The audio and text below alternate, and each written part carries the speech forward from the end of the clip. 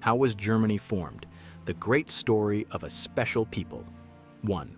How did the name German come about? The beginning of the term German. It is commonly believed that the use of the name German happened early in the 1st century. During the Gallic Wars of the 1st century BC, the Roman general Julius Caesar came into contact with peoples originating east of the Rhine River. In his Commentari de Bello Gallico, Caesar refers to these peoples as the Germani, and the lands from where they originated as Germania. The Romans appear to have borrowed the name from the Gauls. Having defeated the Germanic chieftain Ariovistus in Gaul, Caesar built bridges across the Rhine and conducted punitive expeditions in Germania. In the late 1st century BC, the Roman Emperor Augustus launched campaigns across the Rhine River and incorporated areas of Germania as far east as the Elbe River into the Roman Empire, creating the short-lived Roman province of Germania Antiqua in 7 BC, with further aims of establishing a greater province of Magna Germania, with headquarters at Colonia, modern-day Cologne. The Roman campaign was severely hampered by the victory of Arminius at the Battle of the Teutoburg Forest in AD 9. The outcome of this battle dissuaded the Romans from their ambition of conquering Germania, and this makes it one of the most important events in European history. The Rhine eventually became the border between the Roman Empire and Magna Germania. Areas of northeast Gaul bordering the Rhine remained under Roman control and are often referred to as Roman Germania. 2. Germany becomes a part of the Holy Roman Empire in the 10th century. Prior to the German regions becoming a part of the Holy Roman Empire, the powerful Frankish king, Charlemagne, had already conquered much of the German-speaking lands during and after his eventual defeat of the mighty Saxons.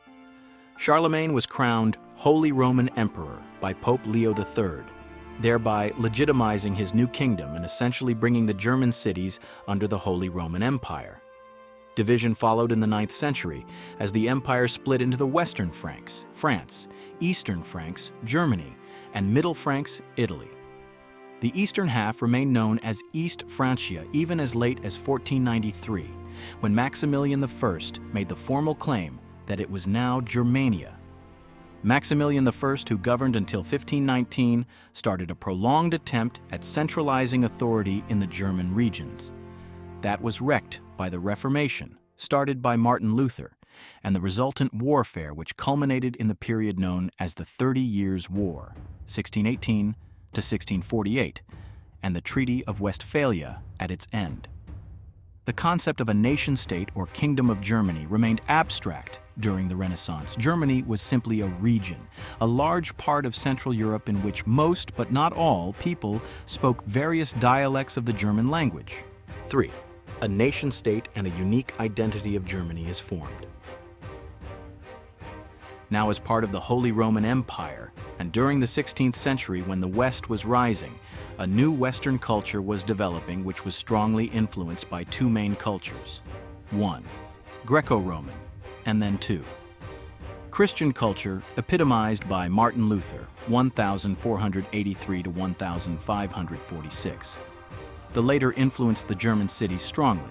Since the German cities are located in the center of Europe, they normally attracted commerce and war. By the 17th century, they became a battlefield of Europe's great powers: France, Russia, Sweden, the Habsburgs of Austria-Hungary, and Britain. The 30 Years' War, 1618 to 48, was a bitter conflict between Catholics and Protestants, was fought largely on German territories, and resulted in the Treaty of Westphalia. There were two effects of the treaty, namely, 1. 60 free imperial cities remained Catholic at the Peace of Westphalia, most of which were annexed by France during the late 17th century. 2. The German Protestant states which emerged were fragmented and poor, but they were spawn away from their historic Catholic history, e.g. Bavaria, Saxony, Württemberg, and Brandenburg, Prussia.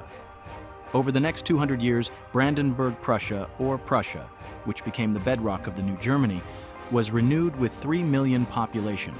By the middle of the 18th century, it had Europe's third strongest army. How? 1.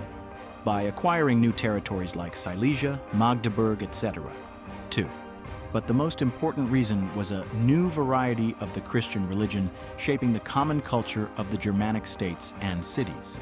4. And finally, The New Germany, German culture, and formation of the German identity. In 1815, Prussia had established the German Confederation under treaties that created a military alliance and an agreement to transform the alliance into a nation-state based on the Prussian Reform Plan for the German Confederation. Then came the Austro-Prussian War of Summer 1866, from which a new treaty, the North German Confederation Treaty, was adopted, led by the Kingdom of Prussia.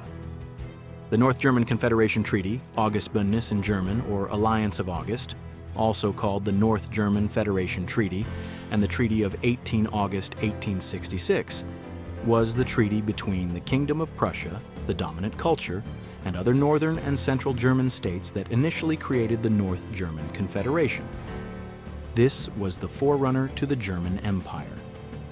The German states involved arranged the election of a North German parliament in February 1867. The parliament on the one hand and the governments on the other agreed on a constitution for the North German Confederation on the 1st of July 1867. This confederation, a federal state, was expanded in 1870 to 71 with the South German states and became the German Empire.